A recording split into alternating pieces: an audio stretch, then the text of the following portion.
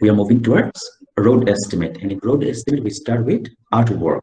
Okay, we have to do embankment, or at some places we may have to do cutting. So what we do in embankment, obviously it is going to be like this, a trapezoidal in shape, and we have to find out the volume of this artwork.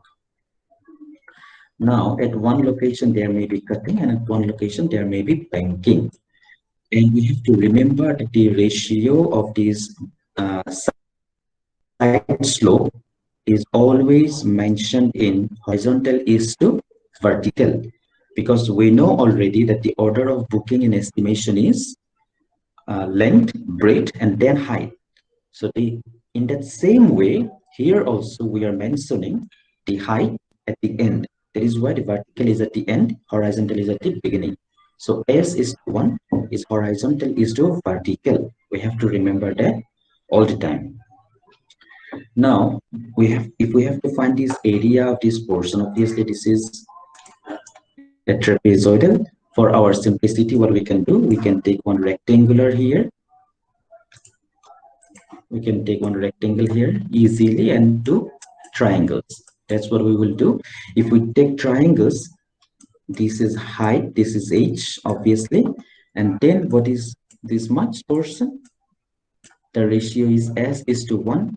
S is horizontal, 1 is vertical. For 1 vertical, S horizontal. For H vertical, SH horizontal. So that is the only thing.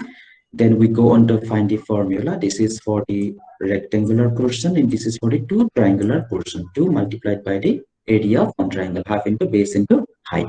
And we get the area. Then if that area is multiplied with this length, then we get the total artwork.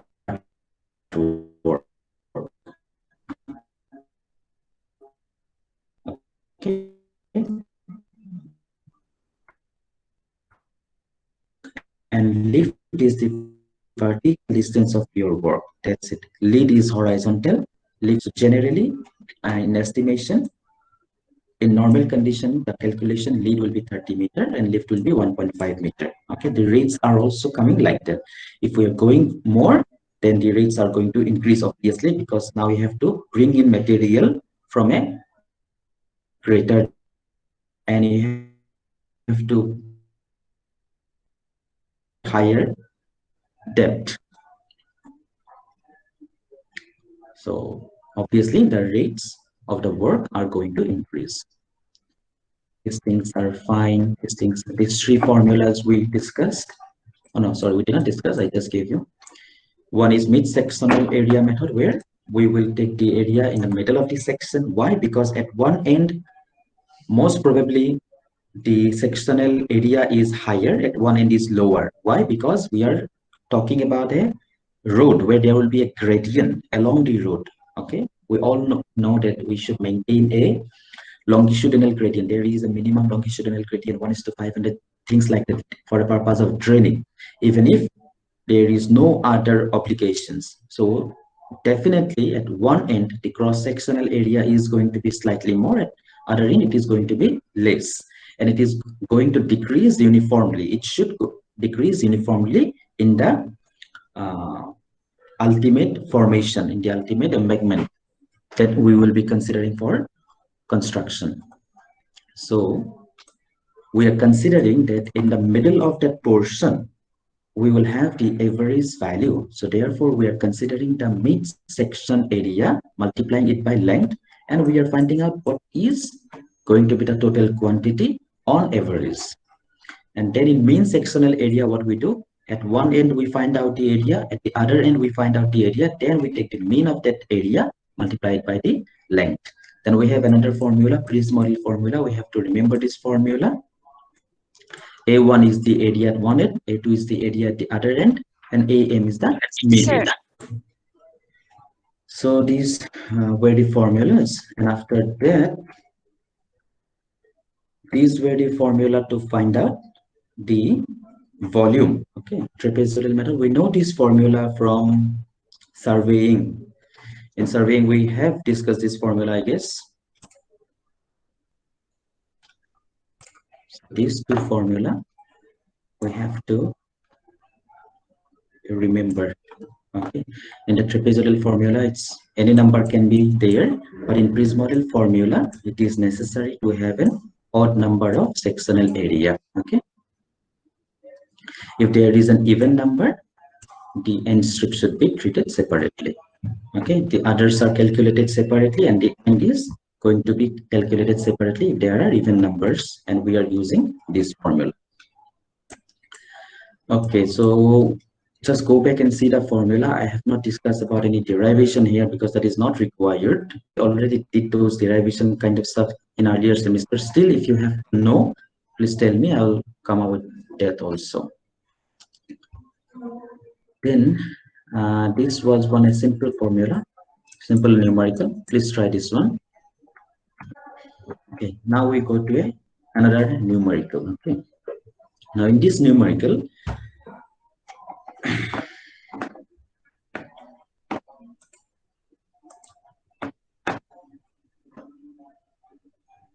we are working from chain is 300 to chain is 600 meter. In 300-meter distance, we are working, and in that region, we are given the center line of a proposed road.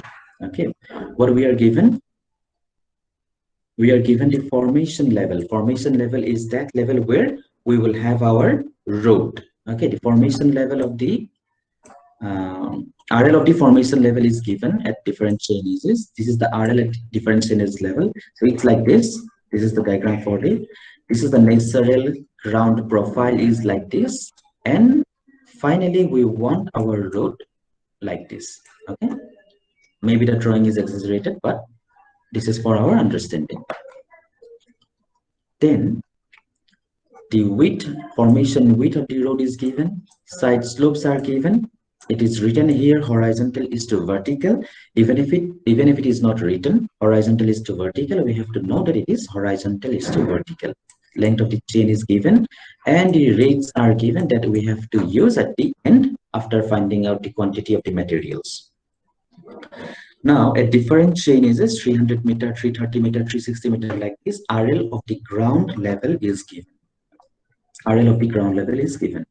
This is the necessary ground level. So their RL is given.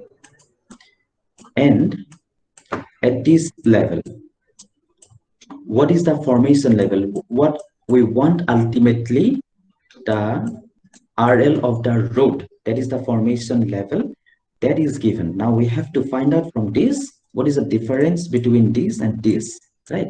Now this much art we have to fill, then only this ground level will come up to this point. So that is the idea. Then we have to find out what is the amount of artwork we have to do in this area, and then we multiply with the total amount of work with the rate, and we get the total cost. So after this, we can do at different distances. RL of the formation line is given.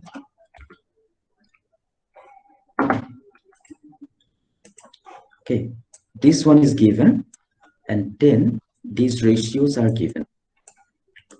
That it is decreasing at the rate of 1 in 150. In 150 meter, there is vertical displacement. Vertically, it is coming down by 1 meter, but we are going by 30 meter by 30 meter. So if at 150 meter, it comes down by 1 meter, at 1 meter distance, it comes down by 1 by 150 meter. And then what will be the value for 30 meter? Obviously, it is going to be 30 divided by 150. If it is 30 divided by 150, it is 1 by 5. That means 0.2 meter.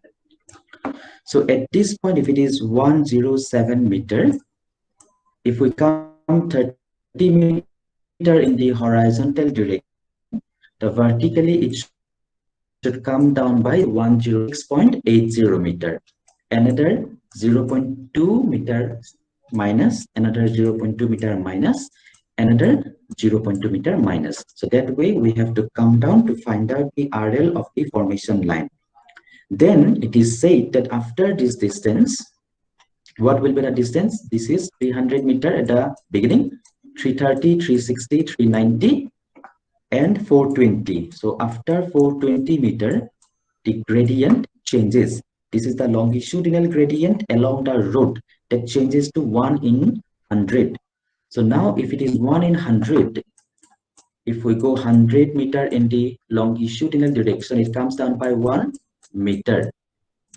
If we go by 30 meter, that is a chain length, then it will come down by 30 divided by 100.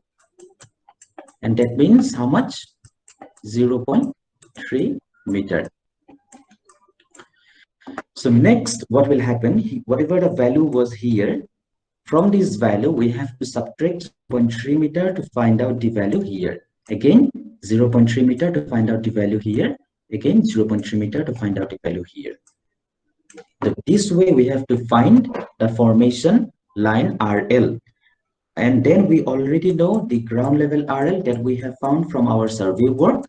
Then we will subtract this formation RL minus the ground level RL, and we will find out how much earth we have to fill at that particular location. Okay, so this way what we have done, RL of the formation line, this is the beginning data, 107 meter. We have subtracted 0.2 meter, another 0.2 meter, another 0.2 meter, another 0.2 meter. After 420, the gradient changes. Now we have to subtract 0.3 meter. So from this value, we are subtracting 0.3 meter. We got this, another 0.3 meter. This way we are going on subtracting the different values, and we are finally finding what should be the RL of the formation line at 600 meter. Done. Now these values are given. These are the values of RL of this existing ground level. Okay, that we have done surveying work and we have found these values. Now finally we are finding out what is the difference. So this value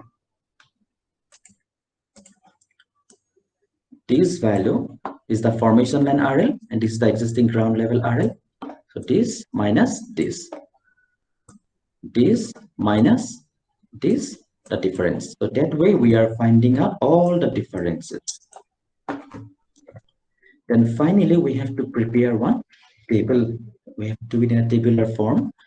So this was initial 300 meter and 330 meter. In between these two, in the first chain length, in the first 30 meter, okay, at the start, this was the difference.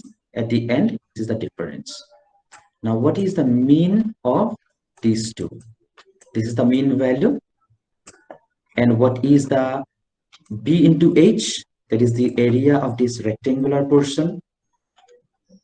This is the mean height. Then area of the rectangular portion. Then this is the side area from the formula, both side. And then we are finding out the total area. This is the cross-sectional area. Then that cross-sectional area is multiplied by 30 to get the volume in the 30 meter length.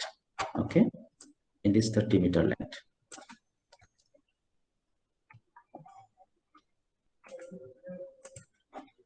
Okay, we found out this value. What is this distance? What is this height difference first? Then we found out what is the height difference here. Okay. Then we are taking what is the average difference in height between these two. That with taking this average distance, we are finding out what is area of this rectangular portion, B into H. Then we are finding out what is the area in this triangular portion. We are adding and we are finding out what is the total cross-sectional area for this entire trapezoidal portion.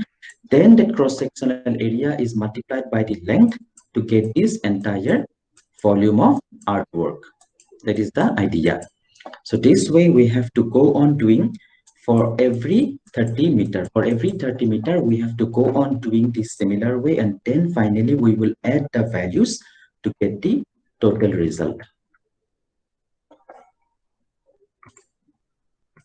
Okay, so after the first one is done, and the next one, at the beginning, what is the depth? 1.2 meter. At the end, what is the depth?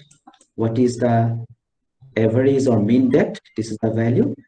Then what is the area of the rectangular portion? What is the area of the triangular portion added? This is the total cross-sectional area. Now the cross-sectional area is multiplied by the 30-meter length to get the volume of the artwork. Okay. Similarly, for every distance, we will go on doing the same way, and we will find out what is the volume at every 30 meter, and then add it. We get the total artwork. Okay. So for first average of these two, in the second one, this one and this one, average of these two, and then that way we will go on doing.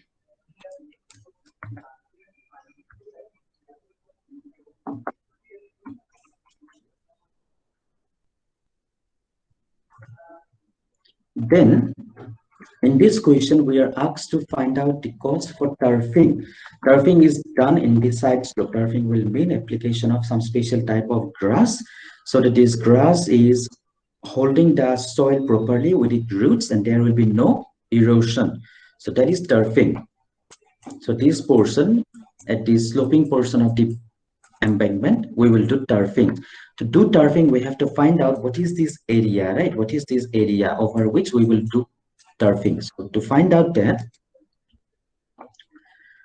okay, we will need this breadth.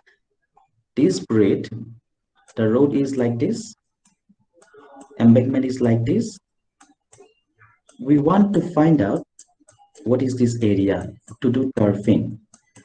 So to do that, first we have to find out what is this portion, then multiplied by this length. That is going to be the area of this rectangular portion, right? So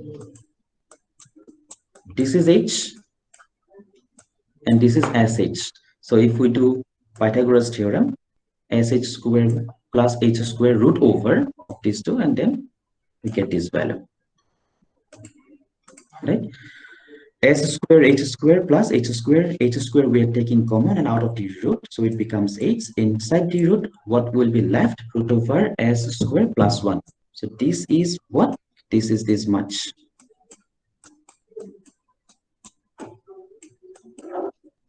Now this value multiplied by this length will get us this area, right? We found out this length. We found out this length. Now this length multiplied by this length of the portion for where we are doing the calculation will give us the entire area of that sloping portion. So that is what we are doing here. So in the next table, what we will do, we will find out the sloping area and we will find out this total value. We will discuss this in the later class. So now